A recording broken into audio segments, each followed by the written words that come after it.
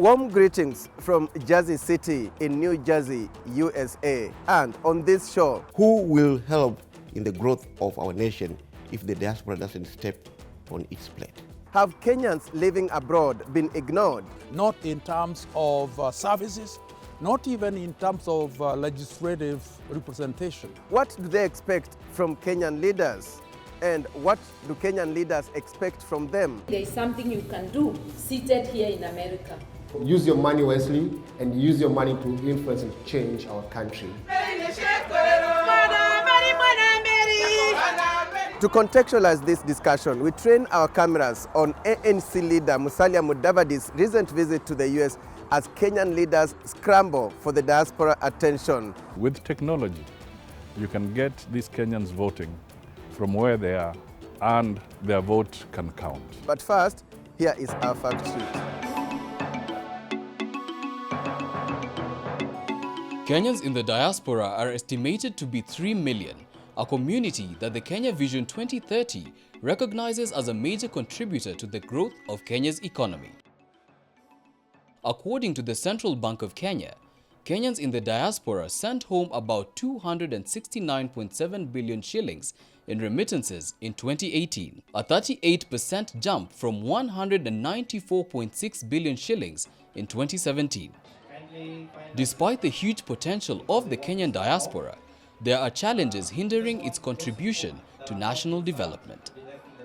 The challenges include the high cost of remitting money, inadequate capacity to offer consular services, inadequate mechanisms of protecting Kenyans in the diaspora, weak structures to inform Kenyans in the diaspora of investment opportunities, untapped skills and expertise, and lack of integrated database of Kenyans abroad. Will Kenya's diaspora policy help overcome these challenges? That remains a debatable topic as Kenyan politicians continue to compete for the diaspora attention. For the Tamwada Report, my name is Michael Zimanji.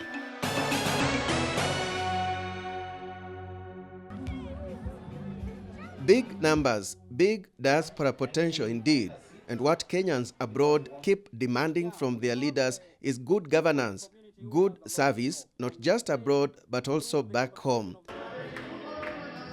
At a recent Kenya Diaspora Convention in Jersey City, some of the Kenyan leaders present bounced the ball back to the diaspora, saying, "Don't just sit back and complain. You are in a powerful position to influence change in Kenya." So we should feel ashamed of ourselves that we left our village and came here and became tribal. That we left our village and became here and joined those cocoons of Kisii Church, Kikuyu Church, Kamba Church, that church, that church. You can't progress like that. If we in the diaspora unite, if you unite and work together, you'll get what you want back home. That is my call to you. I know people say that, I'm doing my little part, I'm sending money back home, but that's not enough. Because as long as you don't demand better, things are going to be problematic. Belong to whatever political party you wish, but as diaspora, you have common issues which you now come and negotiate with one voice. But if you are divided, you will be going at night to see whether you can be appointed this and that. There are such serious issues to talk about. It's not just voting. Look at Mwende Mwinzi, who got a job as an ambassador, but now she's being told by Parliament, because of questioning the rule that is telling her to be stripped of her birthright, she was told they'll even rescind the approval they had given. She's in court, and I like that fighting spirit, because it's those who fight, those who question, are the ones who change the world. ANC leader Musalia Mudavadi, who was the guest of honor at the convention, emphasized the need for Kenyans living abroad to contribute to the push to have their money count more. Count more in this sense: lobby government to open a channel to fund mega infrastructural projects, and the reasoning behind this is that it will, in the long run, help ease Kenya's debt burden. Kenya has taken Eurobond 1, Eurobond 2, Eurobond 3. And they said, is it possible that these financial instruments that the Kenyan government is spending so much money on? Is it possible that the diasporans can be put together and they can put together a bond so that instead of Kenya borrowing from the Eurobond, you can have a diasporan bond, whether it is, if you're already remitting $2 billion equivalent annually, you can create a diasporan bond where the government of Kenya can borrow from you, not borrow from a Eurobond or from China or from Netherlands, but borrow from Kenyans out there. Foreign Affairs Chief Administrative Secretary Ababu Namwamba said a diaspora policy is in place to streamline diaspora issues. It will be very easy for government to deal with effectively and find a way to resolve them substantively by having an institutional framework of engagement. And I see no better institutional framework than the Diaspora Secretariat, being a formal network, a formal platform for engagement. We sought expert view on why the Kenyan diaspora cannot be ignored. Dr. Solomon Waigwa is a professor of religion at Wiley College in Texas. He has lived in the US for over 25 years. Those of us that have intellectual capacity, this is the time we need to begin to transfer those back home. Because in the past, we've been talking about intellectual drain. Brain drain. Brain drain. Let me call it intellectual. How about now reversing that so that now, even without leaving America, we can transfer some of that brain back home. And that's what's happening. We don't have to, all of us, physically move to Kenya for that. We can do it even while we are here. Actually, we can do it better. We also sought expert view from Nairobi-based political analyst Dismas Mokua on why Kenyan leaders are competing for the attention of the diaspora. During the last elections, the only Kenyans in the diaspora who voted in East Africa as well as South Africa. So maybe the only time their vote may come into play is when you are looking at the 50+1. But getting the 3 million votes in our basket is almost, it's impossible unless IEBC and other authorities are able to work in a framework so that in the next general election, then the 3 million, if they're above the age of 18, they're able to vote. Of course, when Kenyans, our leaders, when they go to the diaspora, they're not looking at the physical votes. In fact, they don't look at those people as voters. For them, they look at them as an opportunity, number one, to get resources. And they can easily form lobby groups, because I know when you approach elections, the Kenyans in the diaspora morph into many lobby groups, and they start discussing your policies. Others would even assist you in developing manifestos. And number two, they're very good in fundraising. So they will assist you get resources. And Chap Kusimba, a professor of anthropology at the American University, warns that Kenya may lose out if it does not take advantage of the current windfall, as future Kenyan diaspora generations may not have the connection with their motherland. If I'm a policymaker in Kenya, I'll worry a lot, because members of the diaspora contribute more than what tourism brings to Kenya in terms of funds that they are bringing home. That is good for now, but by the second generation, our children who are growing up in this country, who will have become fully Canadian, fully American, fully English or Australian, will stop bringing that.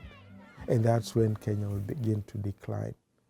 And I think that, so if I was a policymaker in Kenya, I will actually try to figure out how we can stop that and keep Kenyans in the diaspora still interested in Kenya beyond this first generation of the first members of the diaspora. I'll worry about that. On to Mudavadi's shuttle campaign, and his recent 10-day tour of the US is the latest trip to spark debate on the role of the diaspora. He raised curiosity as he addressed town hall meetings in various cities in the states of New Hampshire, Massachusetts, New Jersey, and Pennsylvania. This is me. Now I'll declare formally to you that yes, I am in the race for 2022. Because I want to be of service to the people of Kenya. Mudavadi used the occasion to highlight reforms that he deems necessary to transform Kenya and encourage the diaspora to participate not only in socio-economic activities back home, but also stake their claim in democratic processes. Let us unite in making sure that we combat corruption by making sure that elected officials in our country are the right ones. But on the other hand, we may also have to admit that leadership or change rarely comes from the top. So we have to excite the base. And to excite the base, we must then say this: yes, let us be angry. But when we vote, let us not vote with emotion, but let us vote with rationality.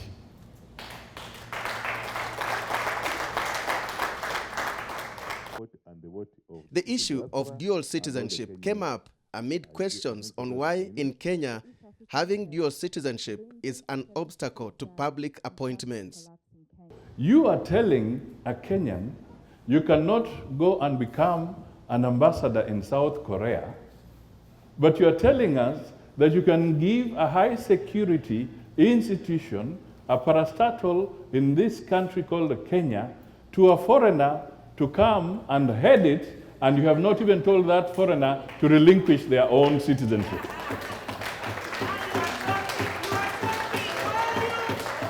These are the contradictions that you just look at and you wonder what is going on. Mudavadi was accompanied by ANC Secretary General Barack Muluka, a team of ANC political strategists, former Lamu Governor Issa Timami, and members of Parliament Alfred Agoi of Sabatia and Sakwa Bunyasi of Nambale. Our political party constitution talks about the diaspora component of the party, and so we expect that as part of this initiative around party leader His Excellency Musalia Mudavadi, is that we are going to emerge out of this process in the fullness of time with an active and energized diaspora organ of the party. There is a need for us to also appreciate how other political parties in mature democracies are organized, how they are running their activities. I have lived with myself in the diaspora. As a whole, I was in the diaspora for 30 years. I spent 5 years in Abidjan at the African Development Bank doing exactly the same thing, remitting money every week, every month, certainly. And then I came over to the US for about 25 years. So as a whole, I was out of the country for 30 years. What I find now, things have improved a lot. The safety of funds being sent in those days was not as good, things were not as advanced. But now things have really, are now really advanced. You can link up your bank account here in the US with M-Pesa at home. And you can now remit directly to your old mom or to your old man or to your family in any way that you want to do. I have been here and I'm now on the other side. And I feel that in fact we completely understate the importance of our citizens in the diaspora. We are also asking them to network with those we have not met here and we have not reached, to send the gospel and tell them that we are on a mission, Mudavadi is on a mission to transform Kenya to a country to the level that this country of the United States is. And he has the ability, he has the experience, he has the skill, he has the determination, and he has the zeal to achieve that. With technology, you can get these Kenyans voting from where they are, and their vote can count. You know, ironically, people have forgotten that in the 60s, in the early days, Kenyans used to vote even by post, through the post.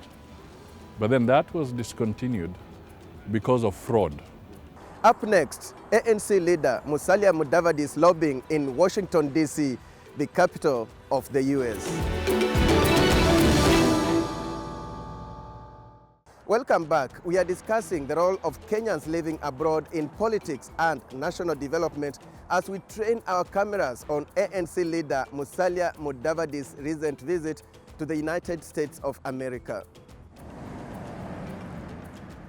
Before the town hall meetings, Mudavadi gave a public lecture on combating terrorism in Eastern Africa at the Massachusetts University Lowell, an event that was organized by Jocelyn Chenane Nkogo, a Kenyan assistant professor of criminal justice in the School of Criminology and Justice Studies at the university.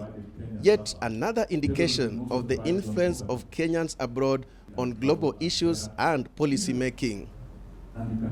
I was told that the department is thinking about global issues.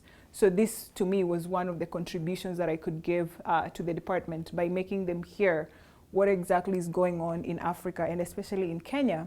Because if I wasn't here, chances are nobody could have cared about this topic, and it's an important topic.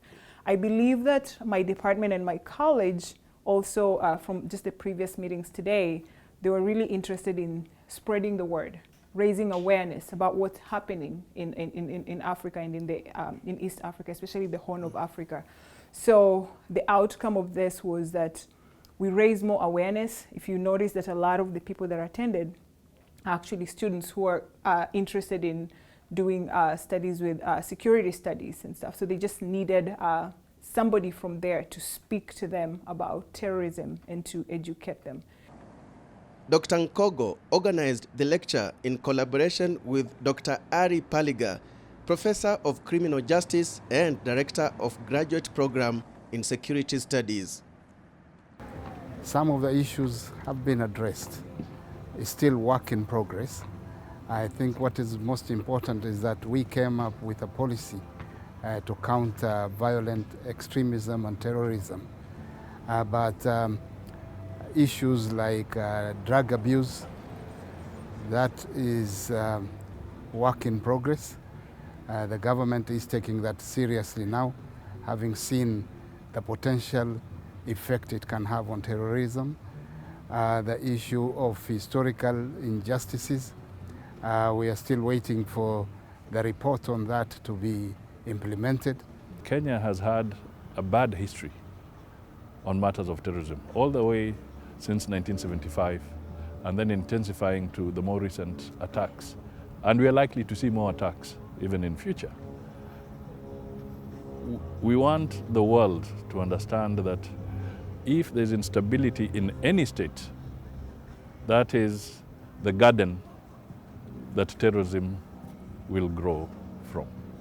So we need to have an international approach so that we stop this trend of dysfunctional states mushrooming all over, because those dysfunctional states, those fragile states, become heavens for terrorism. Analysts say public lectures have become powerful platforms for politicians and policymakers. When you look at the US interest in Kenya, for them, number one is security. The number two is commercial. When you look at Britain, the primary interest in Kenya, number one, is commercial, then security. Now, when you have a leader coming from East Africa, now, and you know Kenya really is the anchor for peace and security in the region. So when you've got a leader coming from East Africa, then you want to tap into his knowledge to understand what does he think about peace and security in the region, what are his views or maybe proposals or maybe suggestions and interventions. Now, after addressing town hall meetings in New Hampshire, Massachusetts, New Jersey, and Pennsylvania, Mudavadi moved to Washington, D.C., the capital of the U.S., for lobbying.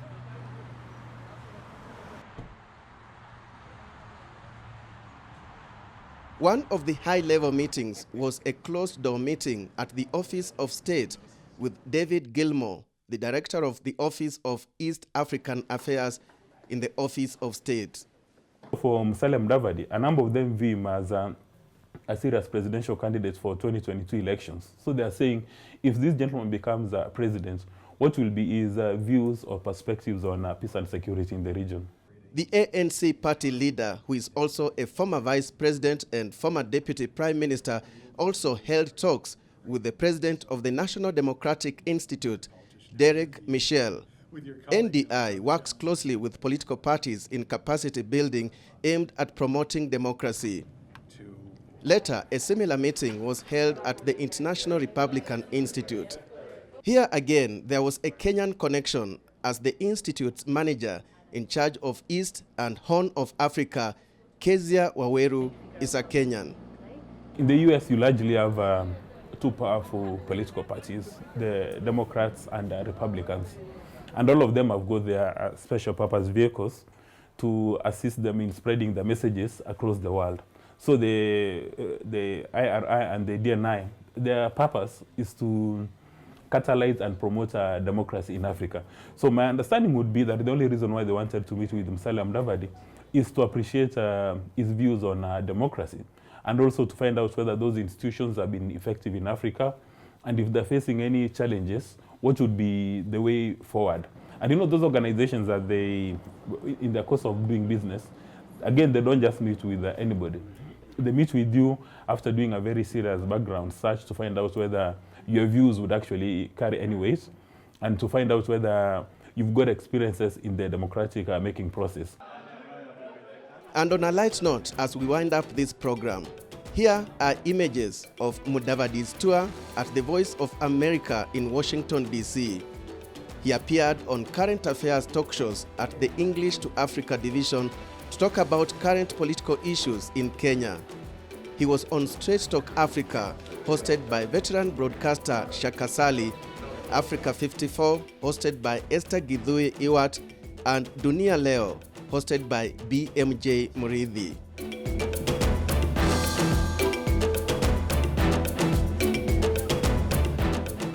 Remember, we have a sister program, Daring Abroad, that focuses on experiences of Kenyans living abroad and impact back home. Don't miss our content. Subscribe to our YouTube channel, and it's all free. We at Chams Media, we say many thanks for watching, and many thanks to our broadcasting partner, KTN News.